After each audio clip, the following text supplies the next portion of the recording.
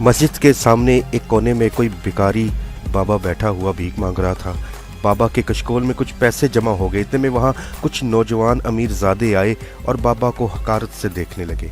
बाबा, ये लो 5 रुपए का सिक्का। बेअदब हारिस ने सिक्का उछालते हुए कहा। बाबा को लड़के की बात बहुत नागवार गुजरी और उसने कहा, मैं नाटक नहीं करता, मैं तो सिर्फ भीख मांग रहा हूँ, बूढ़ा हूँ, दुनिया में मेरा कोई नहीं है, पर तू नाटक करता है अपने महजब होने का। तेरे अब्बा तेरे प्यार में झूठी तारीफें करता है। तेरा बाप एक कारोबारी आदमी है, तुम लोगों का कपड़े का कारोबार है और तुम 4 बहन भाई हो। बाबा की बातें सुनकर लड़के को पहले तो गुस्सा आया, मगर न जाने बाबा की जुबान में ऐसी क्या तासीर थी कि लड़का कुछ ना कर सका, क्योंकि लड़का जानता था कि बाबा का एक एक लफ्ज सच था। ये बाबा तो कोई बड़ा बुजुर्ग लगता है जो हमारे बारे में इतना कुछ जानता है, हारिस ने सोचा। इतने में दूसरे लड़के ने कहा, बाबा ज्यादा बातें ना करो, जाकर भीख मांगो। तू चुप कर जा लड़के, और बेहतर है यहाँ से चला जा, वरना कहीं का नहीं रहेगा। मैं जानता हूँ कि तेरा बाप मुल्क से बाहर है और तुझ पर बाहर की कमाई का नशा है। दूसरे लड़के का मुंह भी खुले का खुला रह गया। यार, ये बाबा तो हमारे बारे में सब कुछ जानता है। लड़के ने आहिस्ता से अपने दोस्तों से कहा। बाबा ने उसकी बात सुन ली और कहा, मैं तुम्हारे खानदान के बारे में भी सब कुछ जानता हूँ। बाबा, आप तो बहुत पहुँचे हुए बुजुर्ग लगते हैं, दुआ करे मैं इम्तिहान में पास हो जाऊँ।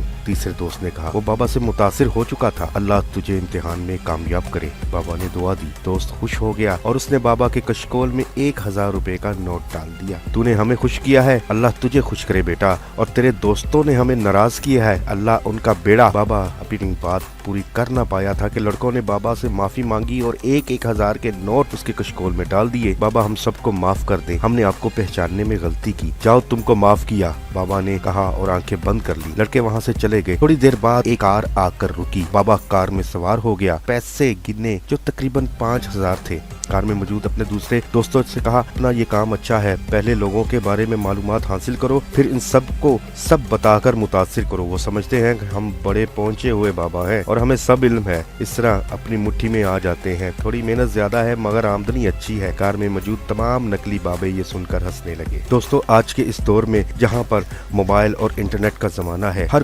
कोई शॉर्टकट ढूंढता है। इसी तरह हम अल्लाह से रुजू करने के लिए भी शॉर्टकट ढूंढते हैं। रब की रहमत तो हर वक्त हमें आवाज देती है, लेकिन हम इस तरह की नौटंकीबाज बाबों की बातों में आ जाते हैं और न सिर्फ अपना माल जाया करते हैं बल्कि अपने ईमान को भी खतरे में डालते हैं। हमें कोशिश करनी चाहिए कि हम अपने रब से रुजू करें और अल्लाह तबारक व तआला की बारगाह में फरियाद करें। अल्लाह हमें सीधे रास्ते पर इस्तकामत अता फरमाए। आमीन।